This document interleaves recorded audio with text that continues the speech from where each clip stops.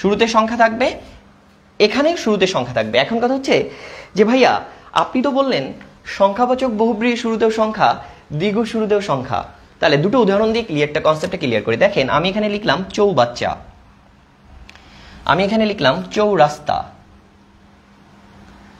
আচ্ছা এখন কথা বলেন তো, চৌবাচ্চা দিয়ে এই যে আমি লিখলাম চৌবাচ্চা, আচ্ছা চৌবাচ্চা মানে কি চারটা বাচ্চা? মানে কখনো কি চারটা বাচ্চা হবে? মানে এটা কি সম্ভব? কিন্তু আপনি দেখেন চৌরাস্তা মানে কিন্তু চারটা রাস্তার কিন্তু মিলনস্থলকেই কিন্তু চৌরাস্তা বলে, রাইট? সুতরাং চৌবাচ্চাতে চারটা বাচ্চাকে বোঝাচ্ছে না, অন্য কিছুকে বোঝাচ্ছে। মনোযোগ দিয়ে শোনেন, look at me please, look at me.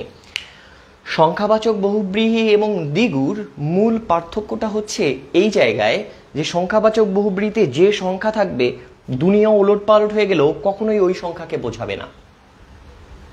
সংখ্যাবাচক বহুব্রীহিকে যে সংখ্যা থাকবে ওই সংখ্যাকে না বুঝিয়ে অন্য কিছুকে বোঝাবে। কিন্তু দ্বিগু সমাসের ক্ষেত্রে যে সংখ্যা থাকবে ওই সংখ্যাকেই বোঝাবে। যা যা দেখি তা তা না, এটা হচ্ছে সংখ্যাবাচক বহুব্রীহি। আর যা দেখি তা তা, সেটা হচ্ছে কি দ্বিগু। তাহলে আমার সাথে একটু বলেন তো সবাই, যা দেখি তা তা না সংখ্যাবাচক বহুব্রীহি, যা দেখি তাই কি, তাহলে সেটা কি? সেটা হচ্ছে দ্বিগু। এবার একটু খেয়াল করেন, আমি যদি বলি 12 হাতি, খেয়াল করেন তো 12 হাতি মানে কি 12টা হাতি? নট। 12টা হাতি হলে তো আপনাকে আলাদাভাবে লিখতে হবে, সমাসবোধক শব্দগুলো তো একসাথে লিখতে হয়।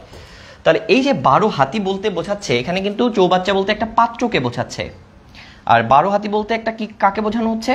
সারিকে বোঝানো হচ্ছে। চৌরাস্তা, ঠিক আছে। আমি যদি বলি সপ্তাহ, দেখেন সপ্তাহ মানে কি? সপ্ত অহের সমাহার। আমি কিন্তু একটা জিনিস দেখি, আমি স্টুডেন্টদের শেখাই এই যে 10-11 বছর ধরে, সেটা হচ্ছে যে আপনি যেহেতু পরীক্ষায় আপনাকে